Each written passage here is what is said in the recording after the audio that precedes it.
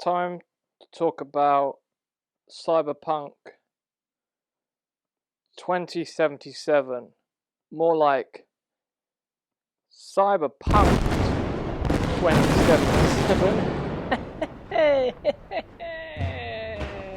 So let's talk about Cyberpunk 2077. Let's take off these first as well, because that is not a good look for the whole video. Cyberpunk 2077 is from CD Projekt Red.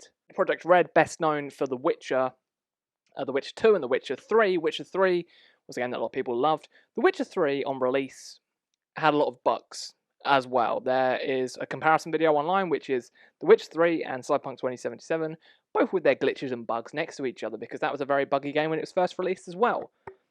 Now, Cyberpunk 2077, I bought it on physical. I wasn't one of the people that bought it on the PlayStation Store and asked for a refund. I was someone that played this game the whole way through, right until the end, and that's why I'm reviewing it today. I didn't want to review it when I was like halfway through. I wanted to actually see if there was something inside the story that I would enjoy, and if there was going to be characters that I would enjoy. Cyberpunk 2077 has been a very buggy experience for me. There has been bugs, frame rate drops, and it's just been sort of all over the place. It's the first game that I've known in a very long time that has had 2 hot fixes in its first 2 weeks of being out. When it was first released on the came out on the Thursday, then on the Friday another 17 gig update got released, and when I played it on the Thursday, and at this point I wasn't noticing too many bugs. When I first started the game, I wasn't noticing much, and then an hour into the game, in every single cutscene, my character would be naked, just all the time, just completely naked. After the update, that went away, but there would still be times that if my character, because I had my character wearing a cap throughout the whole game, even though they had hair, if they were wearing a cap and they looked in the mirror, they would be bald every single time. They wouldn't have the cap on anymore.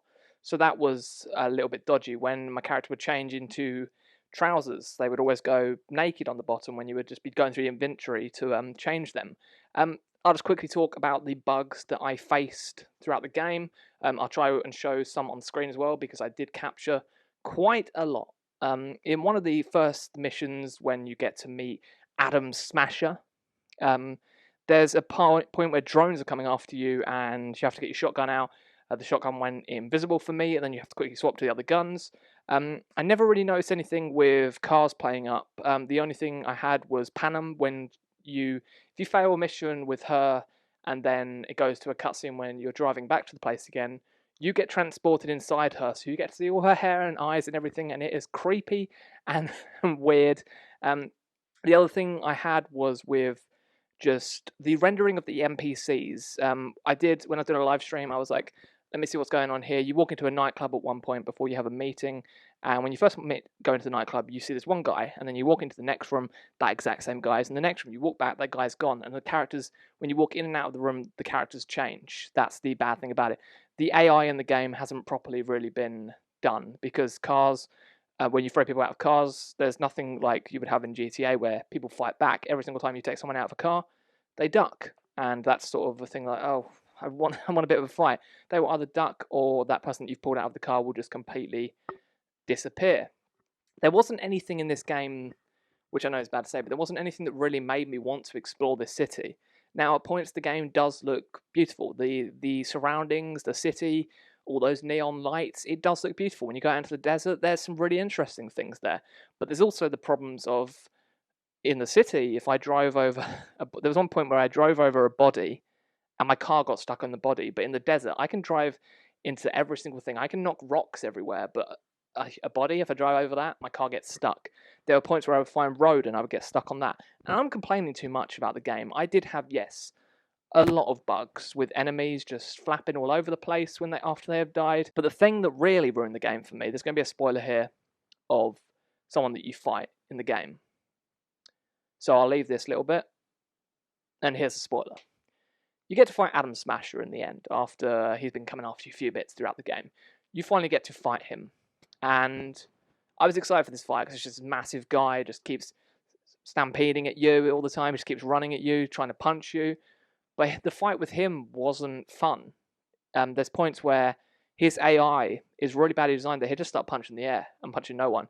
And then what happened is he went to jump off of a ledge and got stuck in the air, so I could just keep on shooting my Overwatch sniper at him, and it just was really easy in the end, which sort of took away so much of the game. And I want to talk about the story properly, because this was a game that like I said, I was excited for, and I tried to look past all the bugs, and there was like cutscenes where it was meant to be all serious, then all of a sudden someone would just be in the front of a car, just their body, just in the bonnet of the car. And I tried to look past all the bugs, and I was like, okay, I will do this, but I'll try and look at the story, try and find some fun in the story. But the story isn't fun. It's a lot of what we've already seen before in this type of game. It's just, oh, it's a futuristic city. You have to take down enemies, and then you have a big boss, and then you take down more enemies, and you have a big boss, and you take down enemies, and then we get this ending that tries to act like it means something, but it doesn't really. I've seen a lot of people saying they really think the story is inventive and that they've really enjoyed it, but for me, I think it's one of the blandest stories I have had in a computer game in a very long time. I did quite a few side quests as well, but from doing side quests, they were just as so similar as the main story. There are quite a few side quests that are actually quite fun, but they are hidden, really, really hidden in the game. There's some where people just keep phoning you up and saying, can you get this car for me?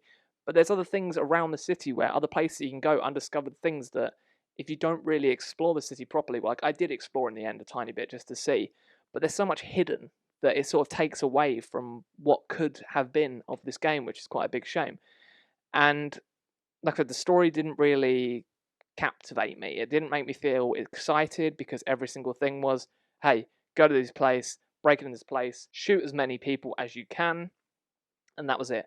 There are points of the game where there's not really a threat, because I found with this game that you can go to a location and it says fight these enemies, but what you can actually do is just run right to the location that you need to, go through doors, go through the next door, get to the port that you need to put a virus on or whatever hacking they do in the game. You do that, and then you come out and all those enemies are dead already because you've got to the checkpoint that needed to be done. There is a point in the final mission where you think all these people come out of these doors before you fight Adam Smasher, and I'm like, okay, it's gonna be big. It's gonna be big because there's all these guys with guns that come towards you, and you're like, okay. And I just decided to run into a corner quickly to take cover, and they all just dropped to the floor and died. And there's just someone's hand waving, being like, hey, this is this game. There's nothing really that, because they said this would be this would be such an immersive computer game, but I wasn't immersed because I know people are like, hey, just keep waiting for those updates. Keep waiting for them. Wait till February. We're in lockdown in the UK.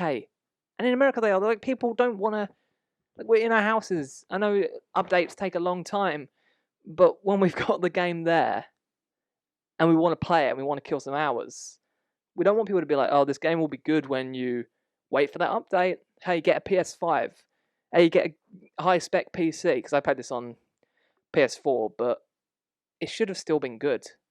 I think for CD Projekt Red to release this after the launch of Witcher 3 already had all those glitches and bugs, I think they should have been like, we don't want that happening again.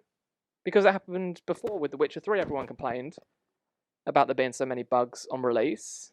We don't want the same problem again, do we? But it happened.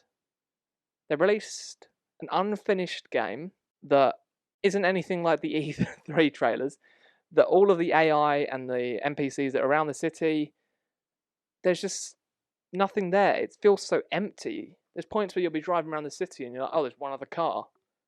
It's the middle of the day and there's one other car driving around.